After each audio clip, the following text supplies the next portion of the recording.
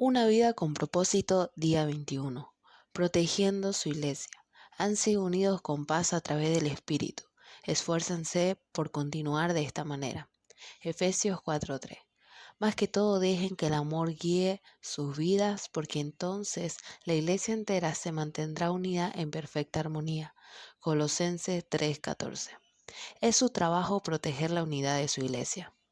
La unidad de la iglesia es tan importante que el Nuevo Testamento le pone énfasis a esto que al cielo o al infierno.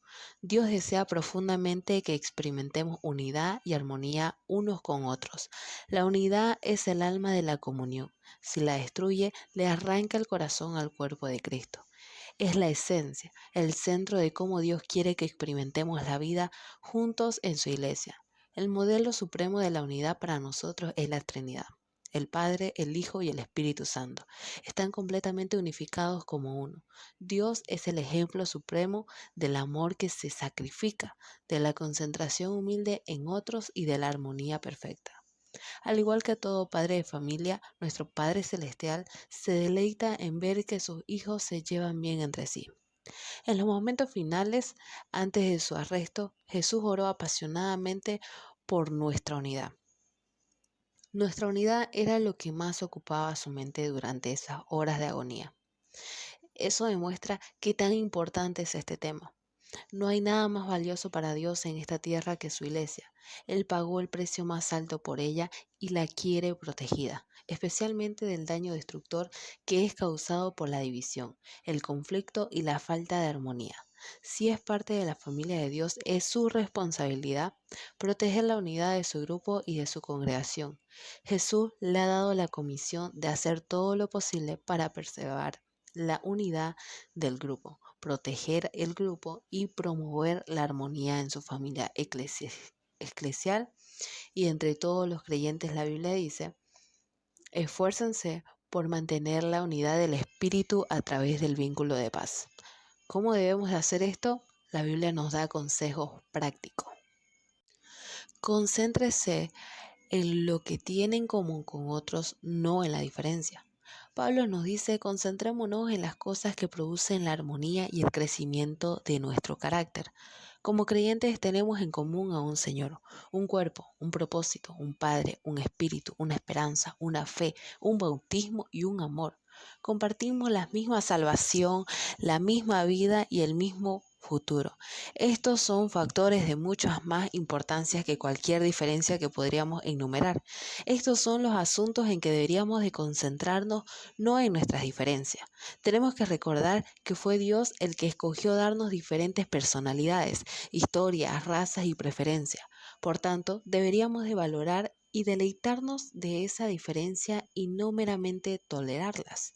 Lo que Dios quiere es la unidad, no la uniformidad. Pero por el bien de la unidad, nunca debemos de dejar que las diferencias nos dividan.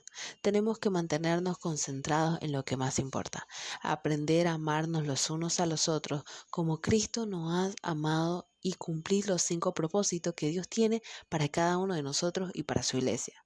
En general, el conflicto es una señal que el enfoque se ha movido a asuntos menos importantes, a cosas que la Biblia llama necias.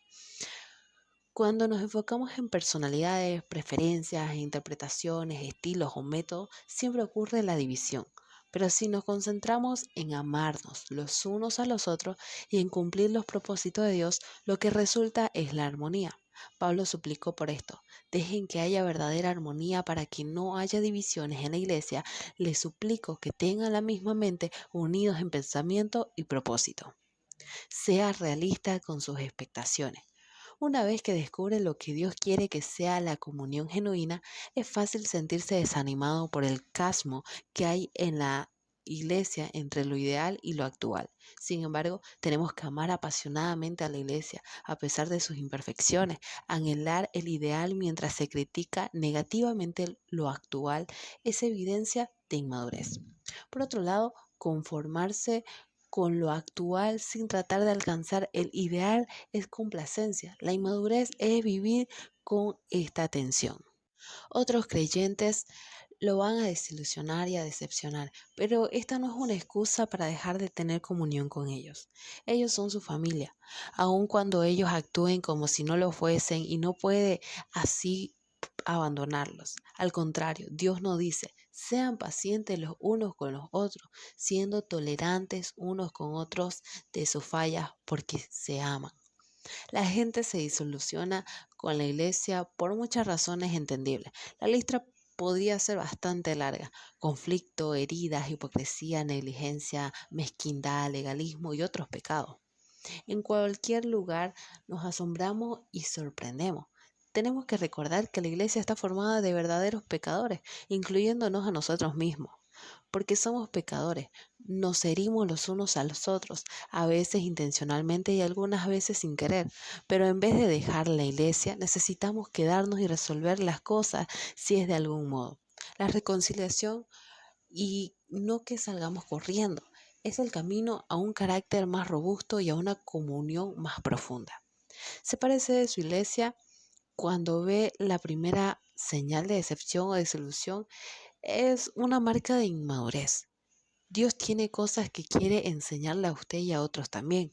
Después de todo, no hay iglesia perfecta donde se puede escapar. Cada iglesia tiene su propio conjunto de debilidades y problemas. Pronto se sentirá otra vez desilusionado. Groucho Marx tenía la fama de decir que no le gustaría pertenecer a ningún club que lo aceptaran como socio. Si una iglesia tiene que ser perfecta para que lo satisfaga, esa misma perfección lo excluiría a usted de su membresía, porque usted no es perfecto. Dietrich Bonhoeffer, un pastor alemán que sufrió martirio por asistir a los nazis, escribió un libro clásico sobre la comunión, Life Together, la vida junto. En este libro, él sugiere que la desilusión con nuestra iglesia local es una buena cosa porque destruye las expectaciones falsas de la perfección. Cuanto más pronto abandonemos la ilusión que una iglesia tiene que ser perfecta para que la amemos, más pronto dejaremos de fingir y empezaremos a admitir que todos somos imperfectos y también necesitamos de la gracia. Este es el comienzo de la comunidad genuina. Toda iglesia podría poner un rótulo que dice, ninguna persona perfecta necesita venir aquí. Este lugar es solamente para aquellos que admiten que son pecadores, que necesitan gracia y que quieren crecer. Bonhoeffer dijo, ¿quién prefiere su propio sueño de comunidad más que la comunidad cristiana misma se convierte en un destructor de la comunidad cristiana? Debemos de dar gracias a Dios diariamente por la comunidad cristiana a la que pertenecemos, aun cuando no estemos teniendo una gran experiencia o no hayan riquezas que distribuir, sino que más bien haya mucha debilidad, poca fe y dificultades. Y si al contrario no estamos quejando de que todo es anímico y trivial, entonces estamos impidiendo que Dios haga crecer nuestra comunidad. Escoja alentar en vez de criticar. Siempre es más fácil quedarse sentado y criticar a los que están sirviendo que participar y hacer una contribución. Dios nos advierte repetidamente que no nos critiquemos, no nos comparemos y que no nos juzguemos. Cuando critica lo que otro creyente está haciendo en fe y con convicción sincera, está interfiriendo en los asuntos de Dios. ¿Qué derecho tienes de criticar al siervo de otro? Solo su Señor puede decidir si lo que está haciendo es correcto. Pablo agrega que no debemos de tomar la postura de juzgar o de actuar como si somos superiores a otros creyentes, cuyas condiciones son diferentes a las nuestras. ¿Por qué entonces critica las acciones de tu hermano? ¿Por qué tratar de hacer lo que se vea inferior? Todos seremos juzgados un día, no por las normas de otros, ni siquiera las mías, sino por las normas de Cristo. Cuando me pongo a juzgar a otro creyente, al instante ocurren 4 cosas. Pierdo mi comunión con Dios, expongo mi propio orgullo e inseguridad, me pongo en la posición de ser juzgado por Dios y daño la comunión de la iglesia. Un espíritu de crítica es un vicio costoso. La Biblia llama a Satanás el acusador de nuestros hermanos. El trabajo de Satanás es acusar, quejarse y criticar a los miembros de la familia de Dios. Cada vez que hacemos lo mismo, estamos siendo embaucados en hacer el trabajo de Satanás en su lugar. Recuerde, otros cristianos, no importa cuánto esté en desacuerdo con ellos, no son verdaderos enemigos. El tiempo que pasamos comparando o criticando a otros cristianos, es tiempo que deberíamos haber sido usado para edificar la unidad de nuestra comunidad. La Biblia dice, acordémonos en usar todas nuestras energías para llevarnos bien entre nosotros. Ayuden a otros con palabras alentadoras, no la desanimen con sus críticas negativas. Rehúse escuchar chisme. Chismosear es divulgar información cuando usted no es parte del problema ni parte de la solución. Usted sabe que decir chisme es malo, pero tampoco debería de oírlos. Si es que quiere proteger su iglesia, escuchar chisme es como aceptar mercancía robada y eso lo hace igualmente culpable del crimen. Cuando alguien quiera contarle un chisme, tenga el valor de decir, hágame el favor de parar. No necesito saber esto. ¿Ha hablado directamente con esa persona? Las personas que le cuentan chisme a usted también contarán chisme acerca de usted. No puede confiar en ellas. Si se pone a oír chisme, Dios dice que usted es una persona que causa problemas. El malhechor escucha malhechores. Estos son los que dividen iglesias pensando solo en ellos mismos.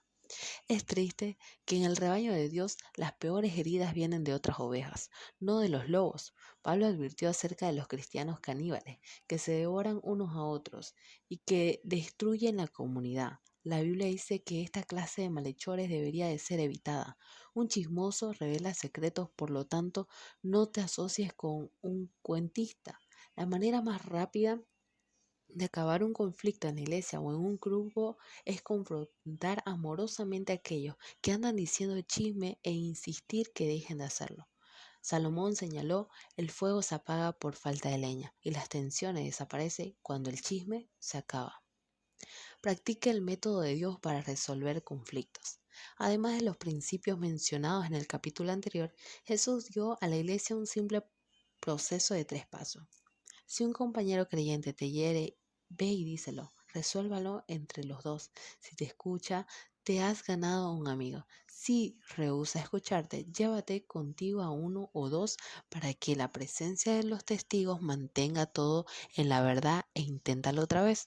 Y si aún así no te escucha, díselo a la iglesia.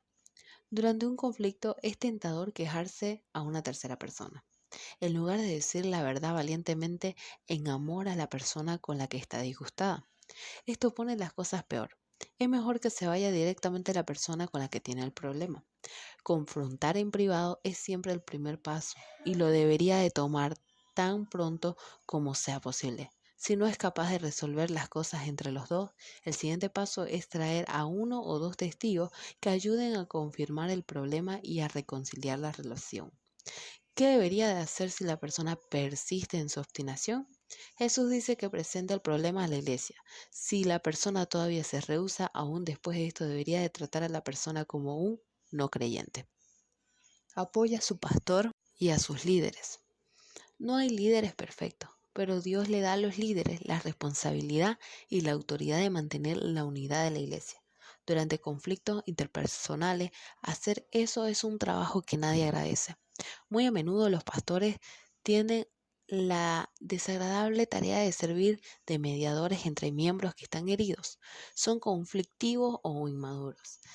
Se les da también la imposible tarea de tratar de hacer a todos felices, algo que ni siquiera Jesús podría hacer. La Biblia es clara acerca de cómo podemos y cómo hemos de relacionarnos con aquellos que nos sirven. Respondan a sus líderes pastorales, escuchen sus consejos. Ellos están alerta de la condición de sus vidas y trabajan bajo la supervisión estricta de Dios. Contribuyan gozo de su liderazgo, no a su pesadez. ¿Por qué les gustaría hacer todo más fácil para ellos? Un día los pastores estarán ante Dios y rendirán cuentas de que también velaron por usted. Ellos velan por usted como hombres que tienen que rendir cuentas, pero usted también es responsable. Usted rendirá cuentas a Dios de qué tan bien siguió a sus líderes. La Biblia le da a los pastores instrucciones muy específicas sobre cómo deben tratar a las personas que causan divisiones a la comunidad. Ellos deben de evitar arguir, deben de enseñar delicadamente a la posición mientras oran que cambien.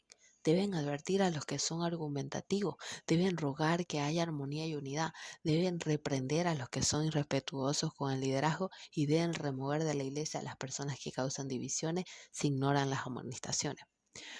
Protegemos la comunidad cuando honramos a aquellos que nos sirven por medio del liderazgo. Los pastores y los ancianos necesitan nuestras oraciones, nuestro alimento, nuestro aprecio y nuestro amor. Se nos ordena: honren a aquellos líderes que trabajan muy duro por ustedes, que han sido dados la responsabilidad de exhortarlos y guiarlos en su obediencia.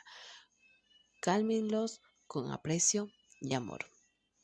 Los reto a que acepte su responsabilidad de proteger y promover la unidad de su iglesia. Ponga todo de su parte en ello, y Dios quedará complacido. No siempre será fácil. Algunas veces tendrá que hacer lo que más le conviene al cuerpo, no a usted, demostrando a su preferencia por otros. Esta es una de las razones por las que Dios nos pone en una familia eclesial, para aprender a no ser egoísta. Cuando estamos en comunidad, aprendemos a decir nosotros en lugar de yo y nuestros en lugar del mío. Dios dice: no piensen solo en su propio bien, piensen en otros cristianos y en qué es lo mejor para ellos. Dios bendice a las iglesias que son unidas en la iglesia. Salt Black, cada miembro firma en un pacto que incluye una promesa de proteger la unidad de nuestra congregación. Como resultado, nuestra iglesia nunca ha tenido un conflicto de la divida. Y de igual importancia es que como la iglesia es una comunidad amorosa y unida, mucha gente quiere ser parte de ella. En los últimos 7 años la iglesia ha bautizado a más de 9.100 nuevos creyentes. Cuando Dios tiene un montón de bebés creyentes que quiere dar a luz, Él busca la iglesia incubadora más cálida que pueda encontrar. ¿Qué está haciendo personalmente para que su iglesia, familia, sea más cálida y amorosa? Hay muchas personas en su ciudad que están buscando amor y un lugar donde pertenecer. La verdad es que todos necesitamos y queremos ser amados. Y cuando la gente encuentra un lugar donde los miembros genuinamente se aman y se cuidan unos a otros, se tendría que poner candados a la puerta para que la gente se mantenga alejada. Pensando en mi propósito, día 21. Un punto para reflexionar. Es mi responsabilidad proteger la unidad de mi iglesia. Un versículo para recordar: concentrémonos en las cosas que producen armonía y el crecimiento de nuestro carácter. Romanos 14:19. Una pregunta para considerar: ¿qué estoy haciendo personalmente para proteger la unidad de mi familia eclesial en este momento? Bendiciones.